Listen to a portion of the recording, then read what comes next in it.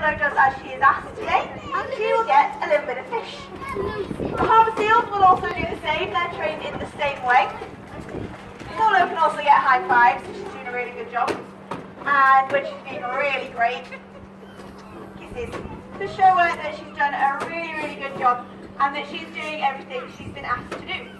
Now, with positive reinforcement, we only use positive reinforcement. There's no negative reinforcement, there's no punishment, it's only good stuff. So if Solo ever doesn't want to do the behaviour, as will probably happen during the show, just to warn you, there's not a lot we can do about that. So we don't force her to do anything, we don't make her do anything she doesn't want to do, because we would end up with very grumpy seals then. And we don't want that. We want happy seals who are happy to train and are only doing things they want to do.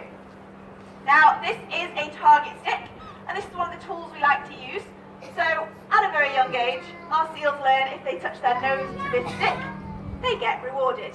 So, we can then move our seals around. What have you got on your tummy? She's got a little bit of a soap on her belly. So we can move them around, we can get them to do little jumps.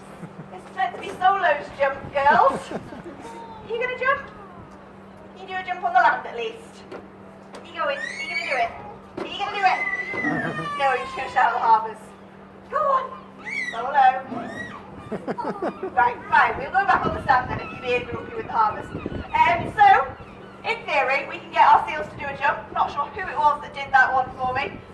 One of the harbours did it instead, because they also know to touch this target stick with their nose, they will get a reward. But they do get in the way a little bit, as you will see throughout the show, and she gets very grumpy about that, because she likes to shout at them, don't you? Yeah, she gets a bit grumpy when they are stealing her limelight, but if she'd do the behaviours I asked her to do, they wouldn't steal the limelight so much. But anyway, we use this target stick to train our other behaviours, like this one. So we've got our parent salute. Now, that was trained using this target stick to get her nose. Obviously, we have to get the flipper in there as well. So, what you have to do is grab hold of it, take the two together, just like that. Now, because we never punish our seals, we do get quite a good bond with them. We build up a level of trust. So, when I grab hold of the flipper, she knows I'm not going to hurt her, she doesn't make her scared. So, we can do that over and over again until she gets it, and then put it on a hand cue, and she does her salute when we do ours. Now, we use hand cues when we train our seals, because if we use verbal cues, they'd get in the way of the show. Hand cues we can do easily while we're talking, and the seal will do the behaviour as well. That wasn't for you. I didn't ask you to do that. So, that is how we train our seals, but why do we train them? Now, I've already said we want to keep our seals as happy as possible, and training helps us to do that. So it gives them lots to think about. But to make sure it's not like a boring lesson at school, just thinking and learning things all the time, we introduce toys and games to make it really fun for them. So, for example, we have this one. See if she can catch all these rings. Ready? Here we go. Number 2, 3, 4, and we'll put a spin on the last one. So if she gets this one, give her a big round of applause. Are we ready? That was a good catch. Well done. Now, that also doubles up as a bit of an eye test, and if Solo was to repeatedly miss those rings, and it wasn't due to dodgy throwing on my part, it may suggest she had an eye issue. Now, Solo is already blind in this eye. She was born that way though, so she has had 20 years to get used to it, 20 years to adapt. And in fact, her whiskers have grown longer on that side to compensate. So, if she was still in the wild and needed to catch a fish, she probably wouldn't be that great at it, but she's just as good as our other seals at catching things and finding things out in the water. So, let's see if she'll show us up now or if she'll find that ring. Is she going to make it? Right close, not quite got it. we'll let her off though, she's close. So, in theory, she should be able to use those eyes, well, the one eye and her whiskers to find things in the water. You were close, weren't you? Just not quite. And that is what she would use to find fish out in the wild. She'd also use her flexibility. So she hasn't got a collarbone, she can turn around like this, which means she can change direction really fast. So when she's swimming, if she needed to turn around, she'd be able to. Now we have used that ability to teach her how to catch and throw a tennis ball.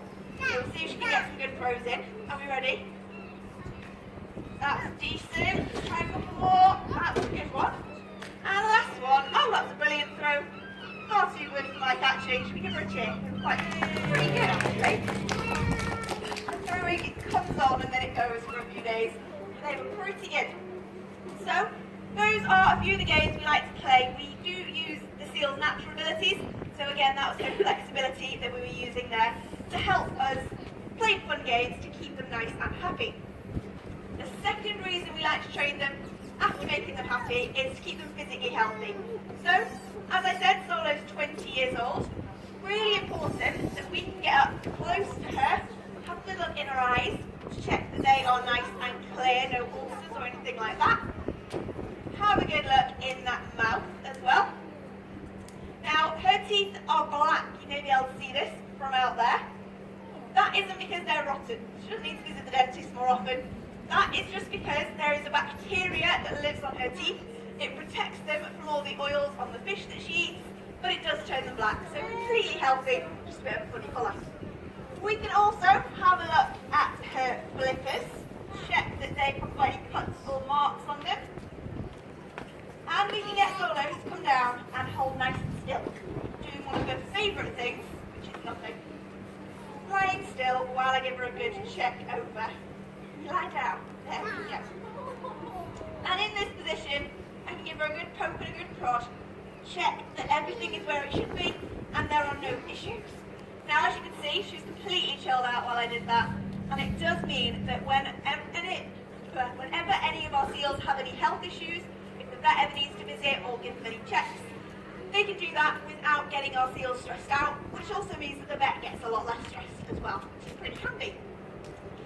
So, those, thanks, don't know what I said, those are the main reasons for training our seals. And going back to keeping them happy, we do need to keep their minds occupied because obviously they don't have to find their fish here. They get all their fish from us, which is nice and easy. It doesn't work their brains too much. And they also don't have to think about escaping from predators. Now, fur seals have a couple of predators. One is a killer whale, and the other one, Solo does rather lovely impression of. Can anybody shout out what she was doing an impression of? Anyone? Shark, yeah, I heard something else as well, but yeah, she was being a shark. So, tiger sharks, bull sharks, great white sharks, all like to eat animals like Solo, and we don't like them, do we? They are very, very scary. And why are they scary, Solo? They've got big teeth, and they like to eat fur seals. But luckily for Solo, she's not likely to come across any in her pool. Just in case though, we do come down in the morning, just check. Make sure there's nothing in here apart from other seals. We're safe.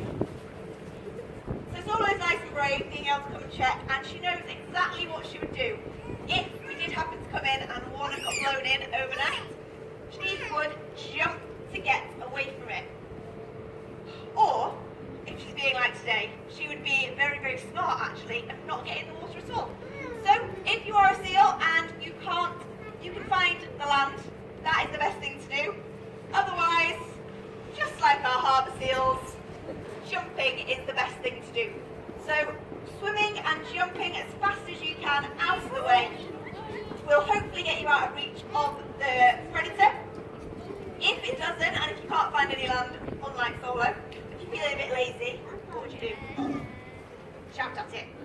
Not sure that would do the job, to be honest, but as I've said, Solo is very, very unlikely to come across a shark, so it's not too big a problem that she doesn't know what to do.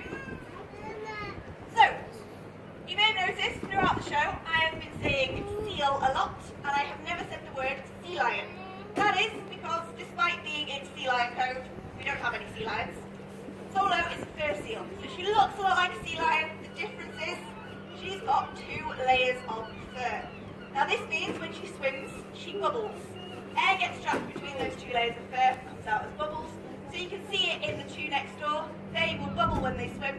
If you ever go somewhere that has sea lions, they don't bubble. So that's the way to tell the difference, because in pretty much every other way, they are the same. That is because they are eared seals. So as you can see, she's got little earlobes, just like a sea lion would have. She's also she's got these lovely big front flippers, and she'll use these to swim, push herself through the water, which means they are really, really strong. And she'll also use them to move around on the land. Solo likes to keep her strong by doing press-ups, so we'll see a few of those now. You ready?